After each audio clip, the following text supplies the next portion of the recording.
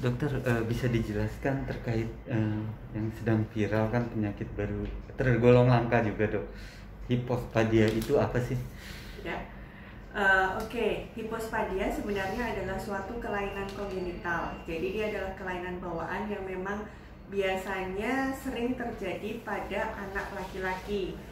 Kelainan ini sebenarnya termasuk cukup jarang. Jadi pada anak laki-laki termasuk kelainan yang mengenai saluran kencing atau traktus urogenital dari laki-laki. Kejadiannya kurang lebih antara 1 dari 250 kelahiran hidup. Kelainan hipospadia ini adalah kelainan di mana lubang kencingnya atau uretranya tidak terletak di tengah-tengah dari ujung penis. Jadi bisa juga dia, kalau yang tipe yang ringan, dia bisa lubang uretranya terletak di sekitar dari glans penis atau kepala penisnya. Jadi bisa juga dia di leher penisnya, atau bisa juga dia di tengah-tengah atau hampir mendekati batang penisnya. Tapi ada beberapa kelainan juga yang dia kurang lebih 10%, jadi dia lebih parah. Dia lubang dari tempat keluar kencingnya atau uretranya itu terletak pada skrotum atau buah sakarnya. Nah, ini yang biasanya juga disertai dengan kelainan yang lain, di mana kulit penisnya juga tidak bisa menutup dengan sempurna. Jadi semacam kayak terbentuk ada kumpulan kulit di tengah-tengah buah sakarnya. Jadi memang kalau yang disertai dengan kelainan yang lain, di mana disertai dengan penumpukan kulit di sekitar buah sakar, memang deteksi dininya agak lebih sulit karena orang tua biasanya tidak terlalu dapat melihat kelainan ini karena lubang kencing juga pada awal-awal bayi baru lahir sangat kecil. Jadi cara orang tua mendeteksi adalah dengan melihat apakah anak cowoknya ini kencingnya dapat mengalir atau mancur dari tengah-tengah lubang, tengah-tengah ujung penisnya. Kalau kira-kira arah aliran kencingnya ini tidak normal atau dia kayak spray gitu, jadi menyebar tidak pada satu arah tapi menyebar pada berbagai arah, atau kencingnya ini keluar tidak dari ujung tengah dari kepala penisnya, bisa jadi itu terjadi hipospadia. Jadi sebaiknya apabila mengalami gejala seperti itu, orang tua bisa segera mengkonsultasikan bayinya atau anak laki-lakinya ke dokter anak atau dokter spesialis anak terdekat. Oke, dokter, kemudian secara medis apa sih penyebab hipospadia ini dan penyakit ini mulai terdeteksi pada bayi usia berapa? Oke. Hipospadia ini penyebabnya adalah kelainan kongenital. Jadi memang bawaan dari bayi itu sendiri. Kelainan hipospadia 90% adalah ringan sebenarnya. Jadi letak muara uretranya itu di sekitar dari kepala penisnya. Jadi biasanya kelainan ini 90% adalah isolated atau sendirian, sehingga rata-rata sih dikoreksi dengan operasi 1 atau 2 kali saja sudah tidak ada komplikasi. Tapi ada kurang lebih 10% yang hipospadia ini juga disertai dengan kelainan yang lain. Pertama, bisa juga dia disertai dengan adanya kelainan testis yang tidak turun atau buah sakar yang belum turun ke kantongnya. Kita sebut dengan undescensus testis. Atau bisa juga disertai dengan adanya kelainan hormonal sejak lahir. Ada juga yang kita sebut dengan kelainan kongenital adrenal, jadi kelainan dari kelenjar adrenalnya. Atau bisa juga disertai dengan adanya kelainan hormon seksual, atau biasanya kita sebut dengan yang dulu istilahnya adalah ambiguous genitalia, tapi sekarang udah kita kenal dengan disorder of sex development. Jadi ya dia ada sebuah kelainan hormon seksual di situ. Ketika memang dia kelainannya ini udah kompleks, jadi selain hipospadia disertai juga dengan bentuk genitalianya yang tidak jelas antara ini perempuan atau laki-laki, kemudian disertai dengan juga perkembangan pubertasnya dia yang tidak jelas mengarah ke identitas laki-laki atau perempuan. Kita harus lebih mengevaluasi lebih detail apakah ini adalah sebuah kelainan hormon seksual. Jadi kita harus cek hormonnya juga, kita harus mengecek genetiknya juga, karyotyping juga apakah dia laki-laki atau perempuan. Deteksi Tergantung, kalau ini memang single atau hanya hipospadia saja, biasanya memang lebih mudah kita deteksi. Bisa kita deteksi pada awal-awal kelahirannya, bahkan pada bayi baru lahir pun kalau memang di fasilitas yang lengkap bisa langsung kita deteksi. Tetapi kalau memang lahirnya di tempat-tempat yang memang tidak ada fasilitas yang lengkap, tidak ada expert opinion di situ, jadi biasanya memang pada kasus-kasus yang sulit, apalagi kalau disertai dengan kelainan yang lain, di mana lubang dari uretranya itu tertutup kulit penisnya. Kadang-kadang ada juga yang baru ketahuan setelah disunat. Jadi ada juga yang baru ketahuan setelah mau memasuki masa pubertas juga ada juga yang ketika usia sekolah baru diketahui juga bisa juga. Jadi tergantung sebenarnya berat ringannya kelainan tersebut dan tergantung seberapa sering orang tua membawa anaknya ke dokter spesialis anak. Terkadang sekarang karena anak-anak mungkin tidak sakit atau tidak ada masalah, orang tua biasanya hanya memeriksakan ke klinik-klinik atau ke posyandu terdekat yang memang tidak terlalu mengeksplor atau mengevaluasi dari bagian genitalianya. Jadi terkadang miss-nya di situ. Dokter, kan ini salah satu penyakit yang langka lagi. Nah, kemudian penyakit ini nih, apakah dapat berdampak atau menyebabkan perilaku dari anak tersebut? Ini sebenarnya adalah hipospadia adalah kelainan dari saluran kencing pada laki-laki. Untuk kelainan perilaku, kalau ini hanya hipospadia yang isolated saja, tidak didapatkan adanya gejala kelainan perilaku. Biasanya gejalanya adalah memasuki ketika masa pubertas, di mana anak laki-laki tersebut pertama dia mengalami kesulitan ereksi.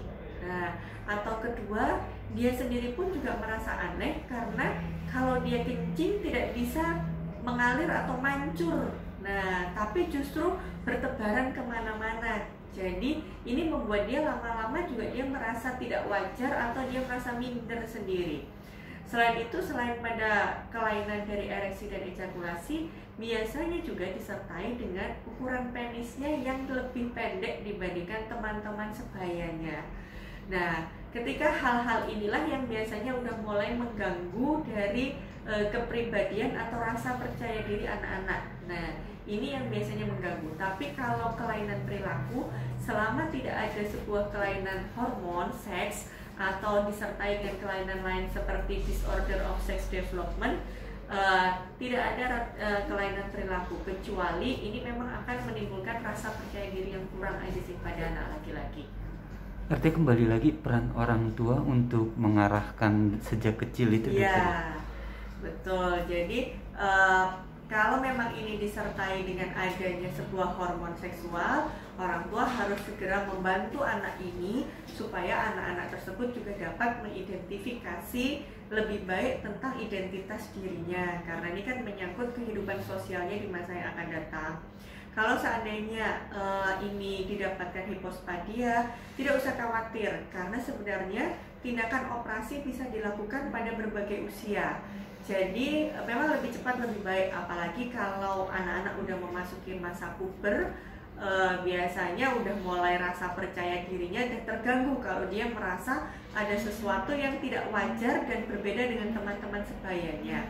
Tidak usah malu sebenarnya, karena tindakan operasinya juga tidak ada komplikasi dan tidak ada sebuah gejala sisa. Jadi setelah dioperasi semuanya bisa berjalan dengan baik. Apabila ukuran penisnya juga pendek, biasanya operasinya akan dilakukan oleh dokter urologi. Setelah dioperasi akan diberikan injeksi hormon testosteron untuk memperbesar ukuran penisnya. Oke, dokter, ini hipospadia ini termasuk penyakit langka. Nah, dokter sendiri sudah menangani berapa pasien sih dan kesulitannya apa saja? Ya, oke, terima kasih. Memang hipospadia ini termasuk langka. Jadi dari setiap kelahiran 250 kelahiran anak laki-laki, kurang lebih baru kita dapatkan satu saja. Nah, yang saya tangani memang ada beberapa, kurang lebih ada sekitar 7-8 pasien yang kita temui mengalami hipospadia. Nah, ketika kita baru lahir mengalami hipospadia, kita akan evaluasi dulu. Kalau selama anaknya tumbuh kembangnya tidak terganggu, proses menyusuinya bisa oke, buang air kecilnya bisa lancar. Nah, biasanya kita akan bekerja sama dengan dokter urologi yang bagian untuk rekonstruksi dari bedah plastiknya ini. Nah, setelah dia memasuki usianya kita anggap cukup, yaitu biasanya dengan berat badannya kurang lebih 10 kilo atau paling tidak usianya udah lebih dari 3 bulan. Nah, itu biasanya kita bisa melakukan tindakan operasi. Tapi ada beberapa orang tua yang terkadang tidak siap apabila anaknya masih bayi dioperasi. Kalau memang mengalami kasus seperti itu, kita akan evaluasi lagi. Kalau memang hipospadianya ringan saja, boleh kita tunggu sampai usia anaknya lebih besar. Jadi sampai kira-kira orang tuanya juga siap merawat pasca operasi.